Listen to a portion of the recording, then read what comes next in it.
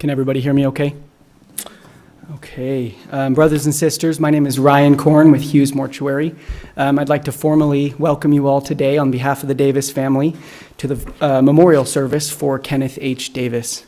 We are going to have a program as follows. We're going to start off with an opening prayer by granddaughter Whitney Biggs. We will then have a life sketch by Casey Davis, the son. We will have thoughts by daughters Angie Romney and Sarah Halick. Following the thoughts, we will have a time for some memories by in-laws and grandchildren if they would like. From there, we'll go to Gracie Carol Davis, Kenny's spouse, and then we will open up to an open mic for anybody else in the congregation that would like to have some time. From there, we'll have a closing prayer offered by Henry Romney, a grandson, and then we'll proceed outside for the military honors. So we'll go to that point. Whitney?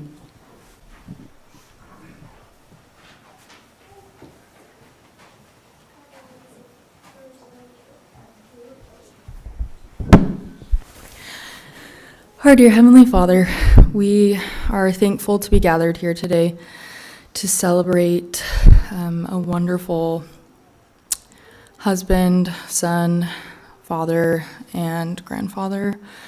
We pray that we can share all of that love and that we can feel the love that he had for all of us. And we ask for these things in the name of Jesus Christ. Amen.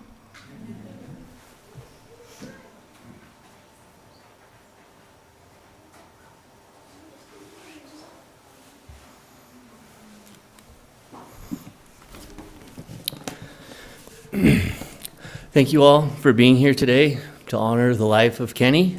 It means a lot that so many came from far and wide and from so many different chapters of his life. I think it speaks to the influence that he made on other people's lives. I'm Casey. I'm his son, and I'm going to kind of give a little bit of life sketch and speak to some of the lessons that my father passed to me. Afterwards, as you know, there will be some other speakers that will follow. And then anyone who wants to speak will have a moment. But I guess the first thing to get to, what we're here for is Kenny, my dad, but he was a lot of things, right? Like a lot of people, he had a lot of sides. He was a husband. He was proud of that. He was a father, very proud of that. He had a lot of friends. Some of his friends I've met, some of his friends I have not. I've randomly ran into people who he was friends with, so I know he touched a lot of lives. He was proud to be a brother. His sister Jane is here today with us, and I know that would have been very, very a proud moment for my dad. He spoke so much of family. He was a son, and he spoke often of the lessons that he learned from his parents and how they imparted, the important things to him. And then later on, he became Papa, a grandpa. And I think that he really embraced that role. Even when I was a kid, he kept saying, "I can't wait until I'm a grandparent." And I think that may have been a reflection on what I was doing in the moment, but but he got that place, and he was just so proud of that role. My dad had a few things that were really the defining core features of him. Service was really the backbone of who he was. He lived by the golden rule. That was his main thing. And, it's whatever anyone do unto others as you would have them do unto you. And I know that, that's a saying we hear a lot, but, he embodied that. He lived that. When he was young, I think they had periods of time where the mine was on strike and, they didn't have a lot of food to eat. They had to stretch things thin. So he, throughout his life, never told people, but he gave money, to the food bank because he understood what that meant to those people. He was kind of an everyday man, and by that I mean that he cared about his fellow man.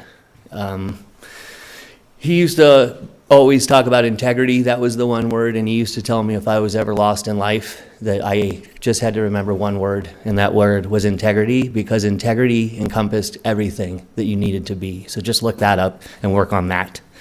He always said that, integrity is something that you can have that no one can take from you, because that's coming from you. He was many things. He was an officer. He was a pilot. He was a crew leader, squadron commander. But his most cherished role in his time in the military was that of an ROTC commander. He believed that he was able to influence people in that and teach people the honor that they had. He was always big on honoring those who came before you, who helped you get to where you got. And he would do that by honoring the people. He didn't tell you to honor him. He told you about the people. He honored those before him, whether it was his family, whether it was people who sacrificed in the military, pioneers making it over here. He was always about that. But the ROTC, I think, was the most special role for him. We moved to Louisiana, and we spent 3 years there at Louisiana Tech, and it really just encompassed everything that he was. He always said when he retired from the military, he was going to become a teacher. Those of you who know him and his patience level, that didn't work out. But in that role, he was a teacher. He was able to be, teaching young people while serving his country and spending family time. And he was able to get all of those things together. And I think that was always his most proud achievement. That would be what he would talk about. And he would always say, you want to help other people reach their full potential. And I think that he really did, whatever that full potential was. And I think it speaks highly that two of the cadets that he worked with in that time 40 years ago are here today, Mark Wilkins and Julie Taylor. And I think, to me, that's a huge blessing, because I think that really shows the impact that he had all these years later, that people still think of him and they got to where they got. He was definitely a man of respect, and he always taught me that respect is a two-way street. And you act in a way where you respect yourself and respect the other person, and if they don't respect you, that's on them. I remember being a little boy going out to the Air Force Base, and he was in uniform. And as we were walking around, we'd go places and people would just stop and salute my dad. And I was 6 years old, so I knew in that moment I had the coolest dad in the whole world. But the thing that I always took away from that was that grown men saluted him, but he spoke to others on even terms. He never felt like he was better than anyone. He just felt like he could help others. When we were in Louisiana, we had to do some ROTC fundraisers. And while most of them, thankfully, were fishing, those of you who know me know I'm a huge fisherman, not all of them were, but one of the times we went down to southern Louisiana to go crawfishing, which is what it sounds like. You go around and you catch crawdads, but you catch hundreds and hundreds of pounds of them. So we went down there, and of course I was about 9 years old and really wanted to be on that trip. So I talked my way onto it. And then as we were driving there, it was a couple-hour drive, my dad in the car gave me a pep talk. And my dad could be kind of a fierce person sometimes, but in that moment, he was the most kind, touching. His grandkids know this side of him probably better than even I do. But he was just such a calm, caring person, and you could just feel that he wanted you to reach your potential again. It was about the best for you. But he tried to teach me that trip down there about manners, and you have manners and you show respect, and we're going into someone else's house, and when we go into someone else's house, you act like you've been giving a blessing because you have. And one of the things down in southern Louisiana that they take very pride in is their gumbo. And so we were going to Barrett Broussard's house, and Mama Broussard was going to cook us gumbo, and I was told that when I got there, I got a bowl of gumbo. I would finish the bowl of gumbo. If I didn't want to eat beyond that, I didn't have to do anything, but that was something I had to do to show the respect. So we got down there, and my dad was kind of out of his element, this isn't the kind of town where you can get a hotel, and my dad was a hotel guy.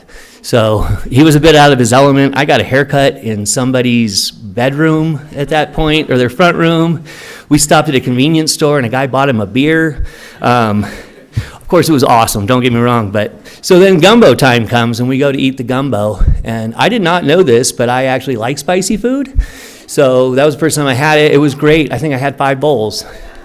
But my dad, who thought ketchup was a spice, was struggling with his, and you can imagine, he's got a bunch of cadets hanging out laughing, because he's beet red, and he's just got sweat dripping off his head. But he's a man of his word, and he's a stubborn man. So he was going to finish that gumbo. And, Mama Broussard was saying, it's okay if you don't finish it. I don't know if you can. But he knew, he had his 9-year-old son there who had heard the whole car ride. You better eat that gumbo. You better eat that gumbo. So I was staring right at him, and he ate it, and he shoveled down every single bite. And that's just another thing I thought about my dad. He tried to teach me about manners and respect, but the thing I learned was even though he was completely out of his element, he was true to his word, and that matters. I'd be remiss to talk about my dad and not bring up baseball. Baseball was my dad's first love. If my dad would have had his first dream, he would have been a professional baseball player. That didn't work out, but that didn't stop him from his love of baseball. And that was family time. I mean, he and his brother and his dad played baseball and the kids down the street. So my childhood was just littered with trips to baseball games. I loved every second of it. We went to baseball games. I started collecting cards. And he just embraced that because he had been a card collector. So we went and did a lot of different road trips to go to card shows and baseball games and things like that. And I just, looking back, appreciate that he shared something that he loved with me so much. My dad's favorite baseball player was Roberto Clemente. Everyone in this room knows that. And he always liked Roberto, and he'd talk about Roberto.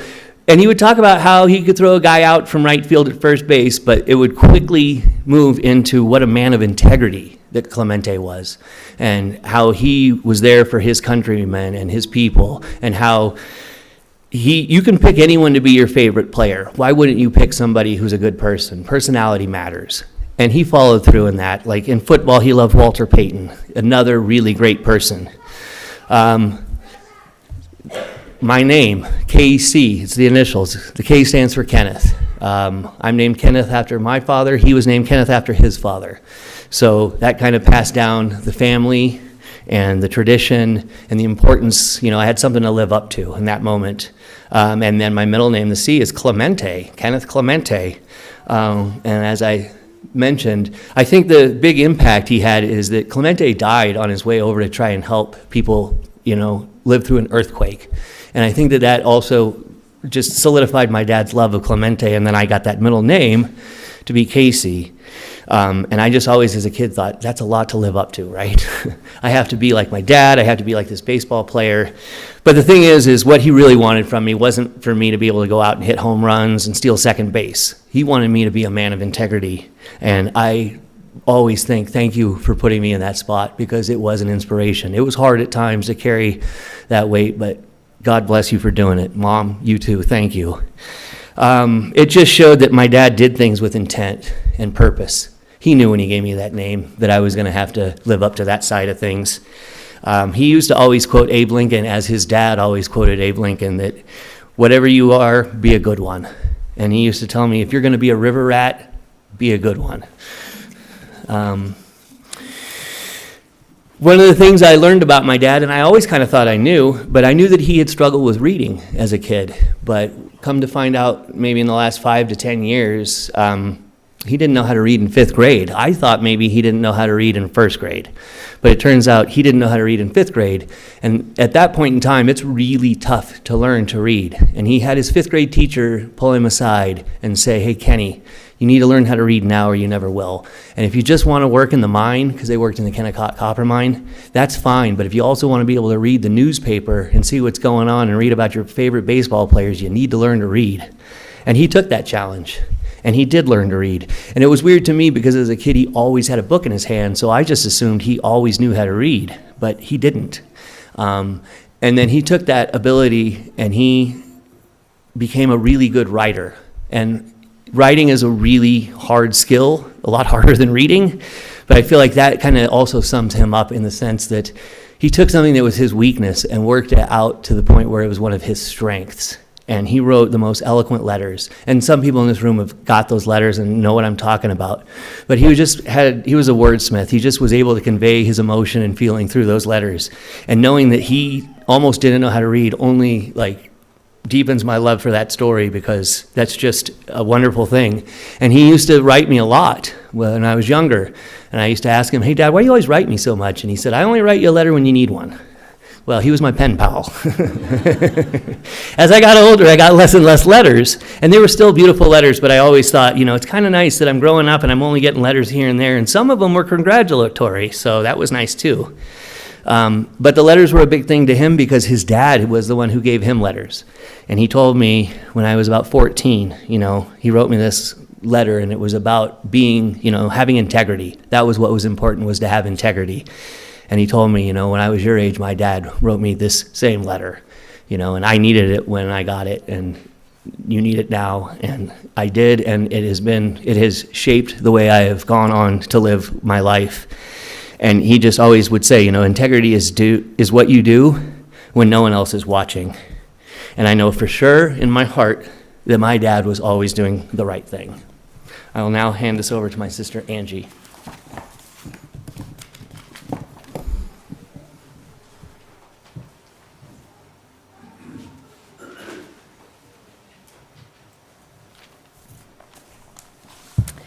I too want to thank everyone who's here today. I feel wrapped in warm hugs and love by all of you. Thank you.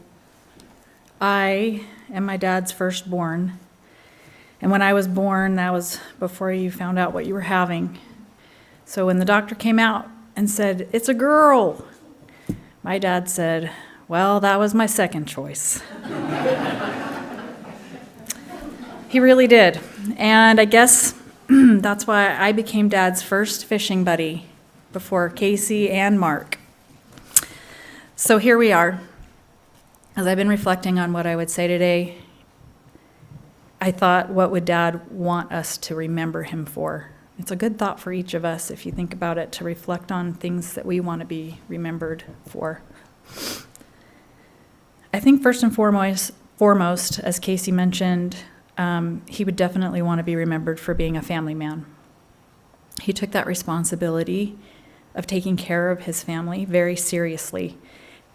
And even into his final hours here on earth, he went through every single person's name with me and Mom to say, "I want to make sure everybody's taken care of." Those were his words. Dad was very smart with money. And we always had what we needed. And even better, we always had what we wanted. One of Dad's favorite sayings, most of you have heard this many times, "Blood is thicker than water." He said it all the time.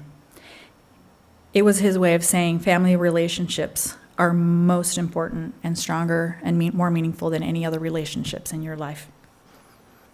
Another thing Dad liked to say was, "You can pick your friends and you can pick your nose. And you can even pick your friend's nose, but you can't pick your relatives." I think that was his way of saying we were stuck with him. Dad was proud of his heritage. He came from a long line of hardworking people. He was the third generation in his family to work at the Kenneth copper mine, and followed in his cousin's footsteps that inspired him to become a pilot. One of my favorite memories with Dad was over many Memorial Day weekends. He would come up to Salt Lake when I lived there, and we would visit the graves of our ancestors. We'd travel around to like 5 cemeteries and find their headstones, and we would clean them off. And then Dad would honor them by telling me stories about each single person that we were visiting. I learned a lot about my lineage on those trips from Dad. One story I especially remember from those days was when we would go to Nana's gravesite. And he would always tell me, "Angie, we can't leave yellow flowers on Nana's headstone," because Nana hated yellow. But what Dad wasn't taking into account was that I remembered Nana. And I had some of my own memories of Nana, maybe not good ones. And I might have accidentally left yellow flowers on her grave a few times when Dad went to the car before me. Sorry, Dad. Dad started working on our family genealogy when we got our first computer, the Commodore 128. Anybody remember that? That was really old. But I do still have some of the dot matrix printouts from that time. He valued collecting the stories of his ancestors, then typing them up and sharing them. He was really good at that. Dad was very proud of his family, not only past, but present. He always supported and cheered us on in all of our endeavors. He ultimately just wanted to see us succeed. He attended every single one of our high school and college graduations. Every grandchild, every child. And he even got special permission. He was stationed in Honduras during one of my college graduation from Dixie College here when it was a 2-year. And he had to get special permission to fly in from Honduras to come to my graduation, and he did. He was very big on education. His kids were all invited. We were all invited to leave home when we graduated from high school. He never let living at home be an option. We were either moving out to go to college or we were just moving out to get on with our lives. But that was one of his teaching things. I remember my senior year of high school, and I have to just say for the record, I hate BYU, okay? Just putting it out there. But I, at the time, told my dad I was thinking about attending BYU because all of my friends were going there. And I can't believe I'm admitting this. But anyway, if anyone knows my dad, he doesn't like BYU either, okay? And so wouldn't you know, a couple days later, we were on a road trip to Utah from California. And he decided he was going to show me other options of colleges. So BYU was not in the lineup, just so you know. And I never went there. But Dad loved Utah State, and as I've been watching this slideshow, the majority of his shirts are Utah State Aggie shirts. That says a lot. He graduated from there in 1970, and every year we did a family reunion up there in Logan, and we attended the Aggie football game, which wasn't usually a good game, but it was definitely good company. My dad loved football. He was a Chicago Bears from his childhood on. And one of my favorite things about my relationship with my dad, especially in the past few years, is we bet on games. And on Saturday, we'd have a 4-way parlay for college. And on Sunday, we'd do a 4-way parlay on NFL games. And what was really fun about it was, like, we were betting $1.50. I mean, it was not a big deal. But it motivated us to call each other and be like, I can't believe you picked that dumb team and you gave them that much of a spread. And I think I talked to Dad like 2 to 3 times a week about football the last few years, and it's been wonderful. One thing Dad would do just to get my goat was he would pick BYU sometimes, just so I would have to watch a BYU football game, and he would just cackle and laugh so hard.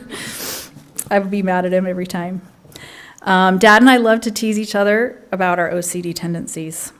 That's something that we shared. My dad only wanted 9 pairs of Puma gray socks in his drawer at a time. That's it. 9, and they had to be gray. Those are really hard to find. Google it.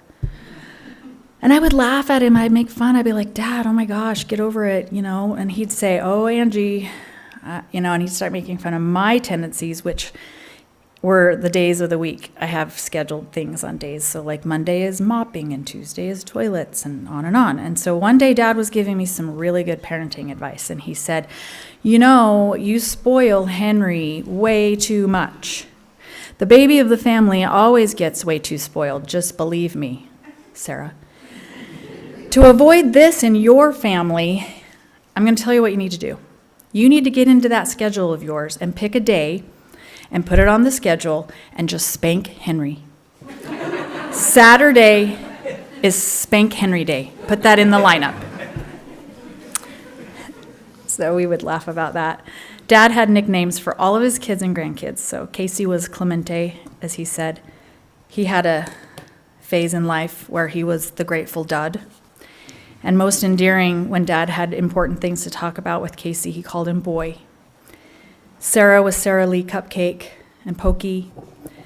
Whitney, Twitney. Bry Jr. was Bubba. And by the way, Bry Jr. is wearing my dad's tie that I think he got in 1978. It's the only tie he wore until my son went on his mission. And he passed it on to Bry. He got a new tie. But there's pictures up here with that yellow paisley tie. Henry was Hank. Chloe Boy, and she's the one that did this show for us. Sadie Bug. And believe it or not, I was his wonderful daughter. And I might have given myself that nickname. Dad loved his country. His service came with sacrifices, actually, many of them. He was gone in my childhood a lot. He missed holidays, he missed vacations, he missed a lot of recitals, performances, and games. But he chose to serve his country over his own comfort and safety. His sacrifice was always quiet. He didn't talk about what he gave up. His service shaped him as a person and a father. He was honest, very disciplined, reliable, and as Casey mentioned, had immense integrity. It's funny how a lot of our things are parallel. And my dad kept calm under pressure, usually. I'm grateful for my dad's example because he was an excellent role model to everyone that knew him. So here are some fun facts about Dad in closing. Dad had some very weird sleeping habits, to say the least. But as I was growing up, no calls were allowed after 9 o'clock at night. No calls. And if you got a call at 9:05, whoever the call was for got grounded. So anytime there was a call, I would say, B for Casey, B for Casey, B for Casey. It usually wasn't. Funny story with that is I was married, I think I was 26, had my firstborn. I was flying into Vegas to come visit my parents from back east. And I got to the Vegas airport. My plane had been delayed and I don't know whatnot. And so Mom wasn't at the airport to pick me up. It was like midnight. And I'm at the airport. This was when there were payphones, guys, okay? No cell phones.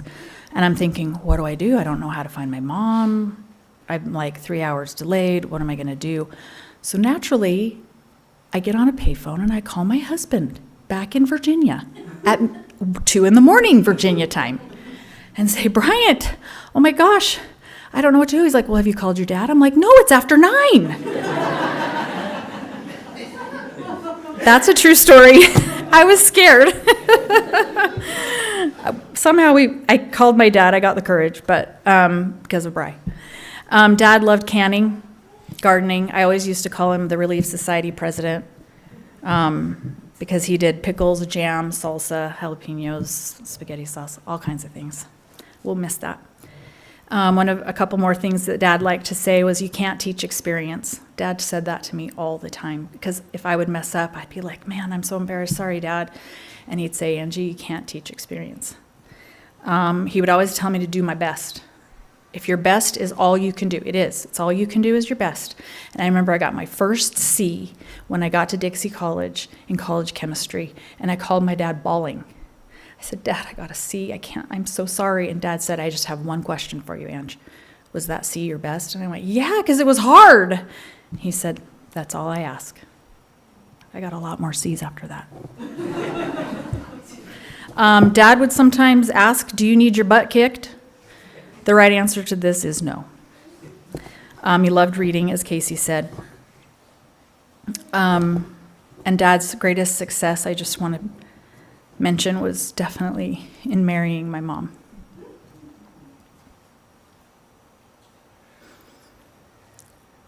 And on the last days that we spent with Dad, Dad just kept paying tribute to his wife. And people would come in and say to him, Sir, thank you for your service, his veteran status. And he would say, it's all because of my wife. And I think it was. Mom held him up. And he did a good job in marrying you, Mom. I think he would say that that was his greatest success. In our final goodbye, I got Dad to admit I was his favorite. There are no witnesses, okay? But Dad was definitely my role model. I'm proud to be like my dad, even his weird OCD. And the one thing I'm really gonna miss is him calling and saying, hey, kid. So God bless America, and God bless my dad. I think it's Sarah.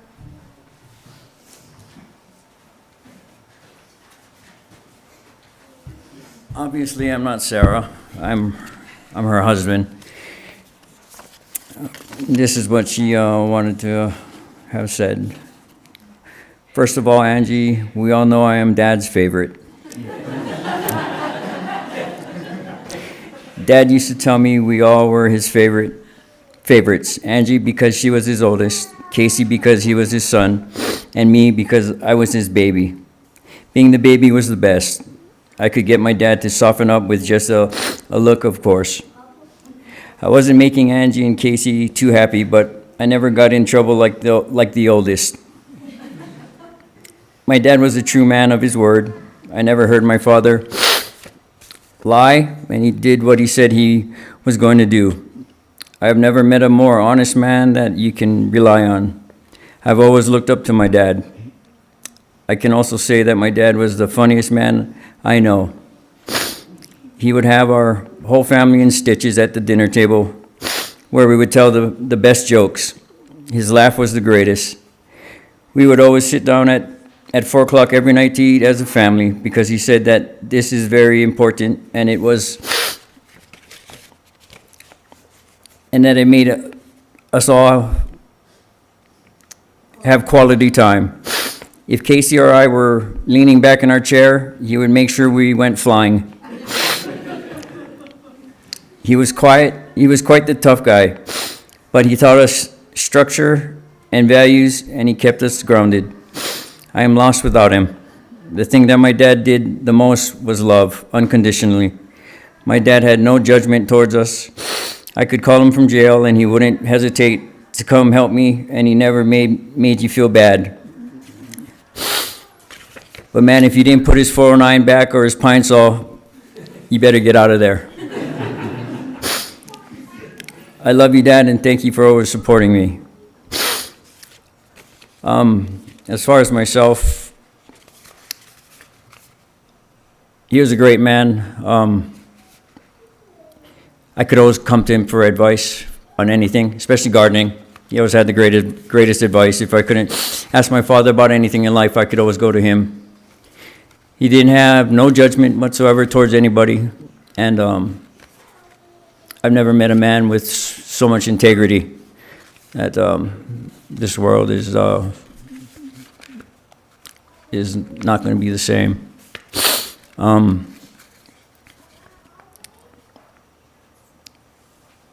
My nickname was Pineapple. I was the designated cook on family trips. But I'm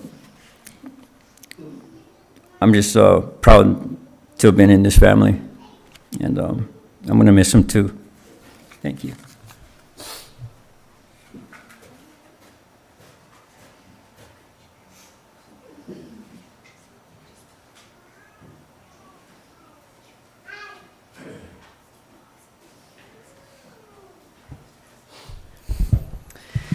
Good morning, brothers and sisters. I just wanted to share one of the few memories I have of Papa.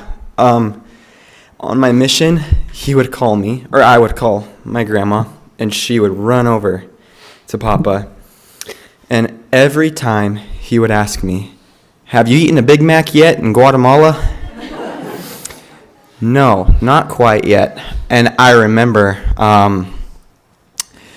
it was the day of single-digit midget, is what he would call it. It was a thing they did in the military. I had 9 days left in my mission. So every time you had a single digit, it was a good day. It was time for you to go see your family. And I remember I had to tell my companion that it was my grandpa's birthday, because it was this single-digit midget was such a big deal. And I called him, and he goes, "Oh, you finally got your Big Mac." No, I never got to eat the Big Mac, but he was such a great example for me. I remember when I'd play golf with him, he would always just say, "Keep your head down and swing nice." And I kind of took that as a message, just always just keep your head down and keep on going. Grateful for his example. Thank you.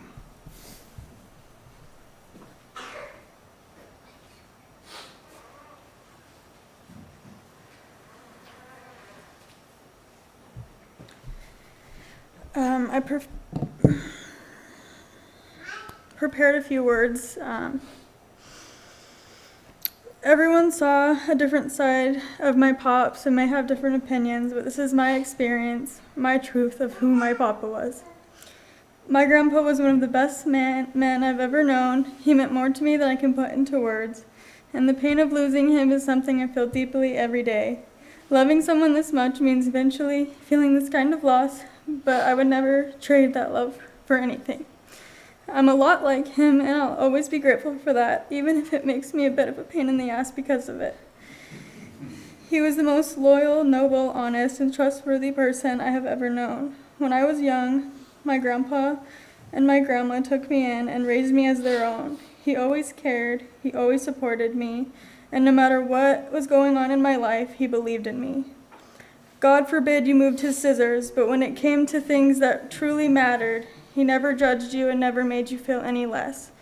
I will forever cherish our morning car rides and the long talks we shared, especially stories he told me about flying all around the world during his time in the Air Force.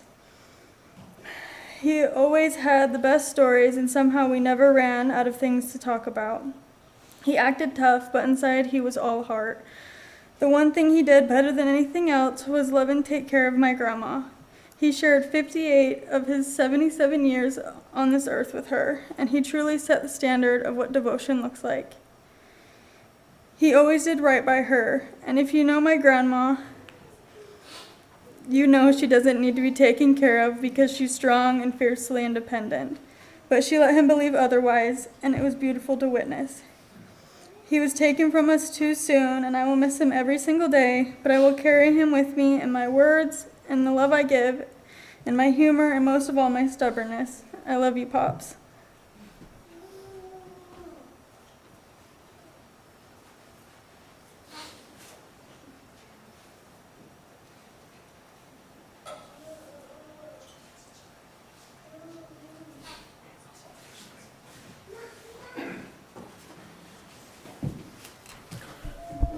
I'm going to take just a second.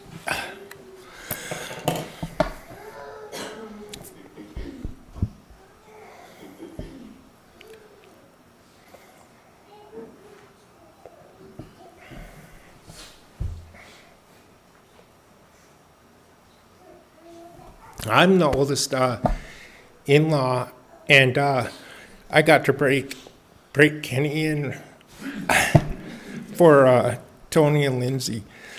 And he seemed like such a hard man on the outside, and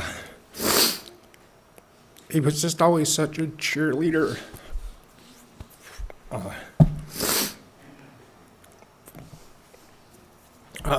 For the family. And I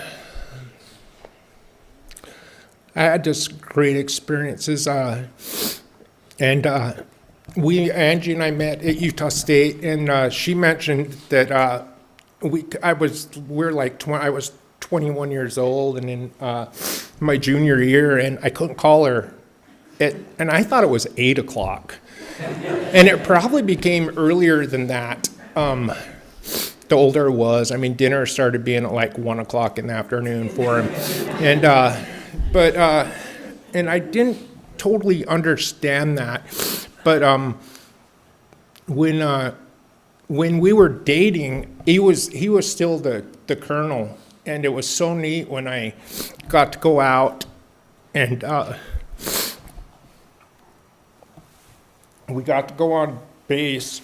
And I remember, as Casey would say, we were walking into a building, and a young man was coming the other way, and he stepped off and just gave Kenny the salute, and such a great time. And I got to go on a C5 and climb up in a C5 and see what he did.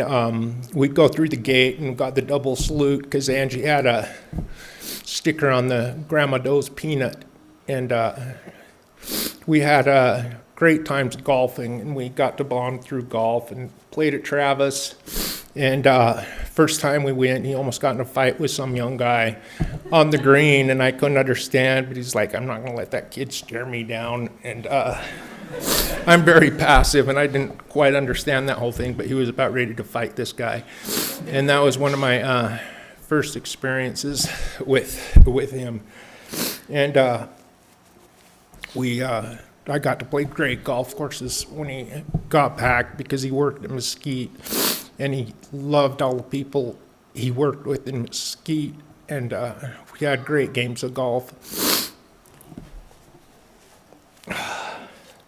We loved Phil Mickelson, and Papa didn't love him after he joined LIV, but we used to always talk about Phil Mickelson, and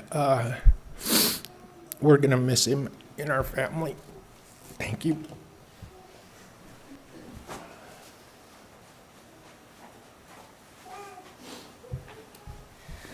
I am Angie's oldest daughter, only daughter. But my grandpa was always present in my life. When I was like 5, he would take Chloe and I to movies at the movie theater. And when I got older and he'd visit, I'd wake up early, which was like 7, and go to breakfast with him. He'd take me to breakfast. I grew up hearing about his undying love for Utah State. And I joke about being brainwashed to go there, but I think I was brainwashed to go there. And he chased me down as I was walking to go walk to graduate at Utah State and gave me a hug. One of my favorite memories with him was when we would go visit the graves on Memorial Day. When I was little, I used to take notes of all the things that he would talk about for all of my ancestors. He attended every single graduation, every single church event, my farewell and my homecoming from my mission, and he even came to the airport. More recently, he would call me just to banter about Lucas Davenport in the Prey novels, and how to parent tantrums, because my little daughter is pretty close to my mom when she was 3 years old. When I left on my mission, I had a really hard time. I was really homesick and tried to go home. And I got an email from him where he said, "You're a Davis. Davises don't give up." And he also talked about double-digit midgets and single-digit midgets. And so on my calendar, I had those days marked. And I also emailed him when I was a double-digit midget and a single-digit midget. And my goal this year is to learn how to make his triple berry jam, because I don't like any other jam because of him. And he just was just a really wonderful person. So.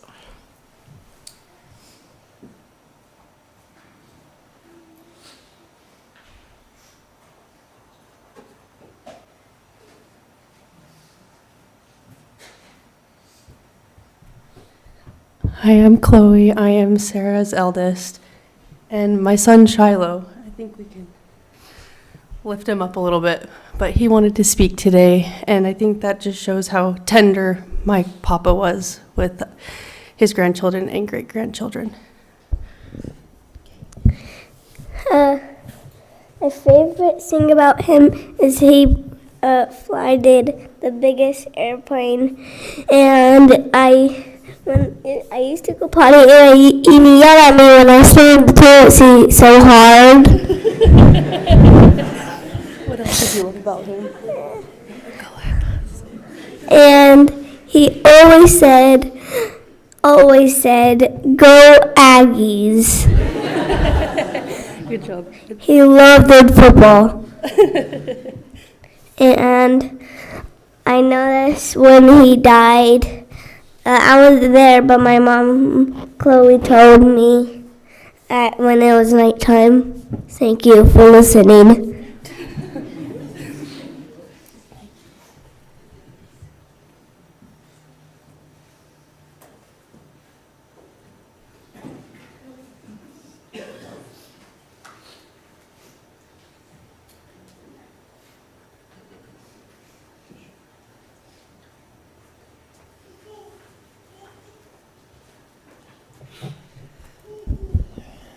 By the way, Shiloh's nickname was Gemma Boy, because he always would wear his gemmas, and Papa would say, "Why are you in your gemmas?" And he'd say, "Because I want to be cozy." I can't say it any better than everyone else has today.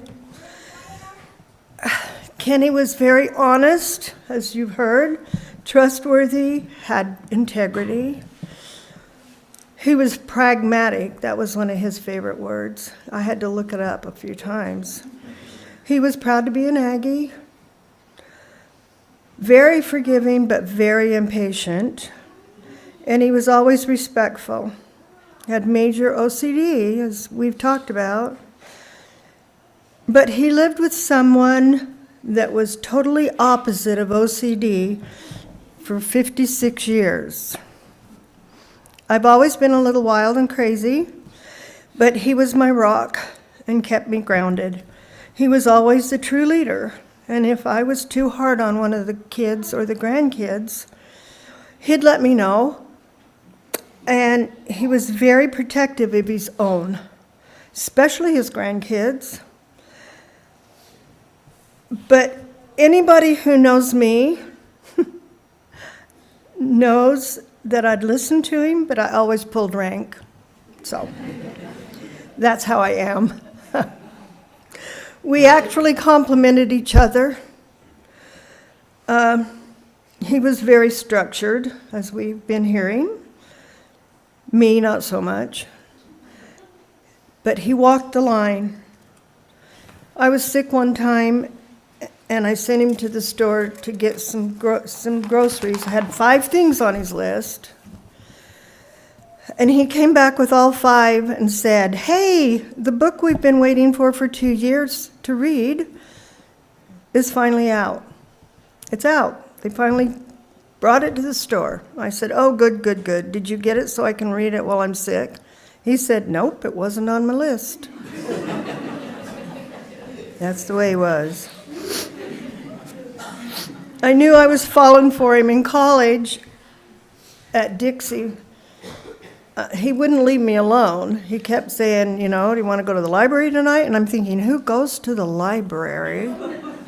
But one night, he met me at the library so he could help me make a family budget for my sociology class and turn it in the next day or I'd fail. And in those days, probably not too many people here know, we had dorm hours, no phones in our dorm, no phones no cell phones. And so he dropped me off at my dorm before they locked the door on me, which a couple of times that happened, and then I got campused, of course. But he dropped me off, and I realized I'd left my papers in his truck and couldn't do anything about it, couldn't call him, couldn't do anything. I couldn't leave unless I sneaked out, and I had done that the week before and got in trouble. But the next morning I got to my classroom, and he was standing there with my budget all typed and ready to turn in. And I turned it in and passed the course. So I thought, I probably ought to keep this guy for a couple of more weeks. When he asked me to marry him, he said, I told him, "If you're going to love me, you have to love my mother. She was my best friend. You have to love dogs. Everybody has to love dogs. And you have to love Kenneth, because Kenneth was so important in my life. Still is. I don't know why. It's just in my blood. As my our son, our oldest son that's in the Air Force, but he's not really our son, calls it K-Bob. I told him, you have to love those three things if you're going to love me. And he said, well, 2 out of those are not that hard. And he never told me what the third one was. And I want to thank every single one of you here. There's friends here. There's relatives. There's relatives that just come out of the woodwork. There's people here from all over Utah, Idaho, Wyoming, Montana, Alaska, New Mexico, Arkansas, Hawaii, Virginia, Louisiana. Where is Julie? One of our cadets surprised me. We made Mark come, but these were people that have always called Kenny and I Mom and Dad. I was always Mom or Miss Gracie and Dad, or then they called me Grammy and him Colonel, spelled with a K. I realized that you guys are all here, not just for Kenny, but for me, for our children and my grandchildren. Thank you. I'm going to open the mic for anyone who'd like to come up and share a thought or a memory. Please do. We are on military time, but you know me, I always pull rank. Please come share. And Henry is going to do our closing prayer after everyone that wants to speak does. And then we're going to step outside for all of the military services that has come from the auxiliary here in St. George and from Nellis Air Force Base. And at 12 o'clock, there's a luncheon up at the pasta factory. If you don't know where it is, it's just on the corner of Main and Boulevard, but the address is 2 West St. George Boulevard. They have a banquet room that we're all going to eat in. And I just have a thought here. Everyone grieves in a different way, but you have to grieve to heal. And you have to heal to honor a loved one. At the hospital, after 13 days and nights of tests and testing and being in the ICU, and there was so much indignity. It was indignant to be strapped down and be in the hospital, and Kenny was never one that you could corral, except I did. But after all of those days, just as he passed, our daughter Angie said a prayer for him and for all of us that loved him. And she told him, Dad, you can get your integrity back now. Mark, you're up.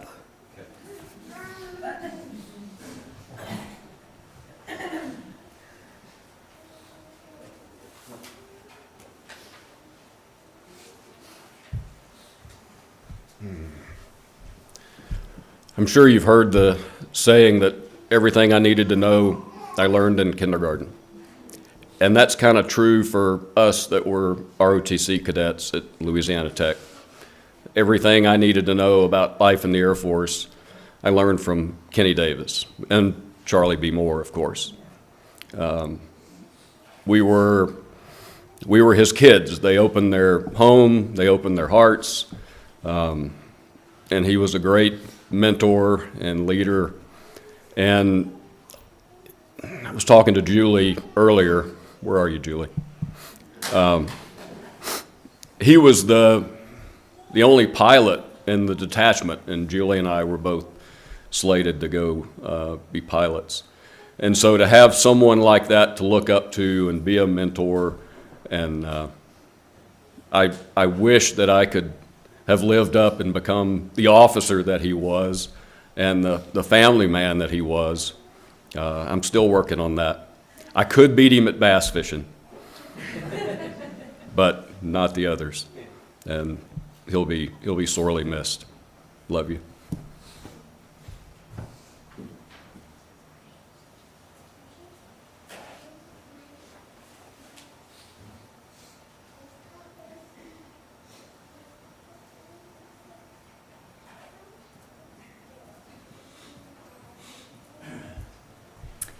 I am Bernice, daughter of his younger brother, Boom Boom. No reason, I have no idea why.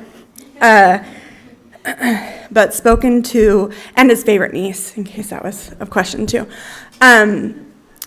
My dad was his younger brother, and as everyone has said, he's a family man, and that wasn't just his family. He spoke with my dad every week. I think, as I've said about my dad, the only way that I ever disappointed my dad was that I wasn't a huge sports fan. And I think that went for Uncle Kenny, too. I have two sons that are the exact age difference of my Uncle Kenny and my dad. And Kenny is the older son. And at my dad's funeral, for probably the 100th time, Kenny shared the story with me. My boys, like all boys, don't always get along when they're younger and have that sibling rivalry. And it was really hard for Kenny to lose his brother first, and that his younger brother had gone before him. And so he shared the story, and I'll share it with you for the 100th time again. When he wanted to drive, he could only have the car if he took his younger brother to school with him, and he was really mad. And he didn't want to take his brother, but he really wanted that car. And so he drove his brother to school with him, and they became best friends. And he told that story to my children, to my son, who has my dad's name, and to my two children, who are also carrying on the Utah State legacy, and myself, it was such an honor to come in and see the picture that I also have. And as my sons call it, baby Bernice was on there when she graduated college. And what a proud legacy. And I actually talked to my Uncle Kenny more after my dad's passing, because we would talk about and share our memories of my dad. And I will always, when I was in college, I was down at Dixie. Of course, you go to Dixie and then you go to Utah State, right? I didn't see Kenny very often because the show we watched was at about 8 o'clock. So he was always in his room by then. But when I would come over and watch with Gracie, every once in a while, he may have stayed up just a little bit late and I'd see him. But go Aggies.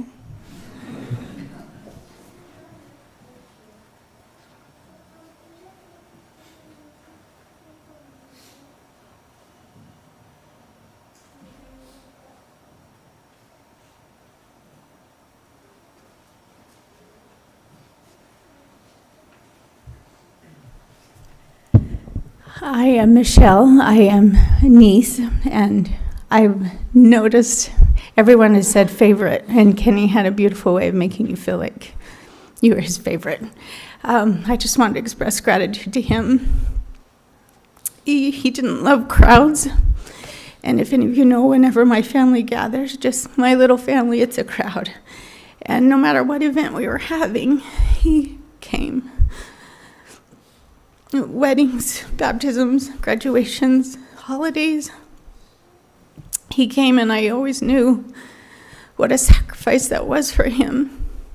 And whenever I tried to thank him, he didn't want the praise, he didn't want the acknowledgement, but he was always there. And that is something I learned from him, is he didn't need to say, he never needed to say or express his love. He showed it, always.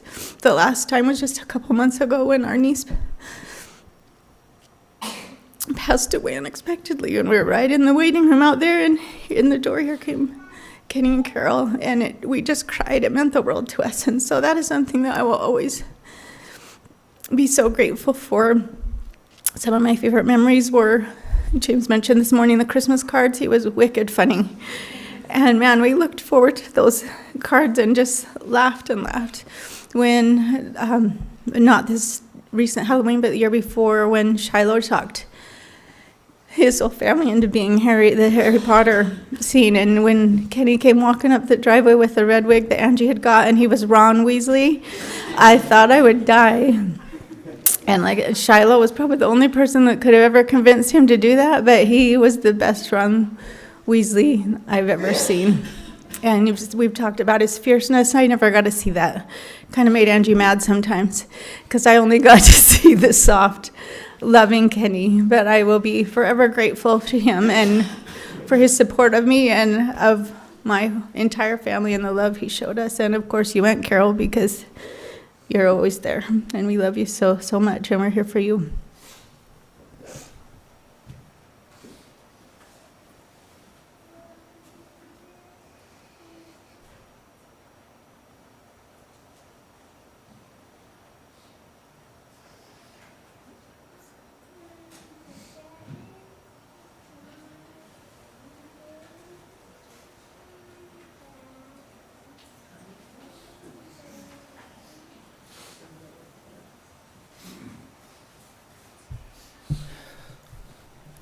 I'm Kenny's nephew, and I didn't get to spend a lot of time with Kenny, but like my sister said, he always came to all the family gatherings, and he didn't like to be there, so if you wanted to say hi to Kenny, you had to say it quick.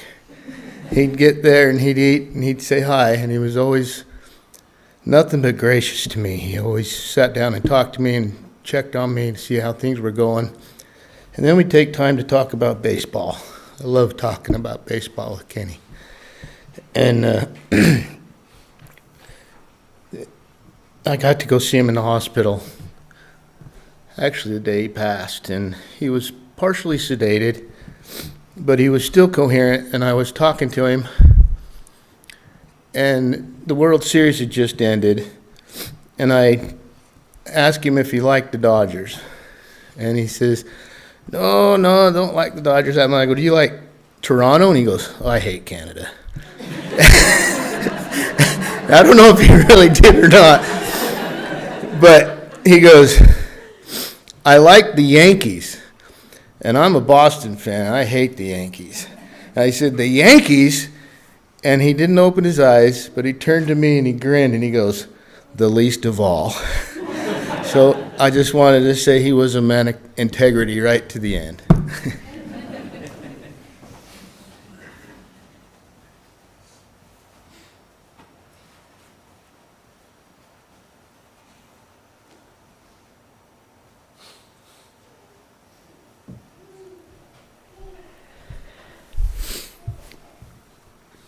Our dear and gracious Heavenly Father, we're thankful for this day. We're thankful for this opportunity that we had to remember Papa or Kenny. We're blessed that we were all here to gather around and remember the sweet and gracious and times that we've had with him.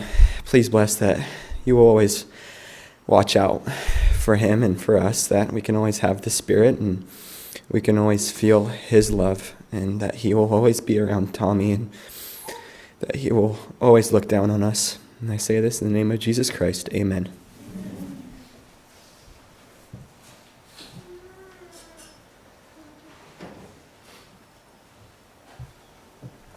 Okay. At this time, we'll be proceeding out to the front parking lot for the military honors provided by the American Legion and the U.S. Air Force. So we'll go to that point.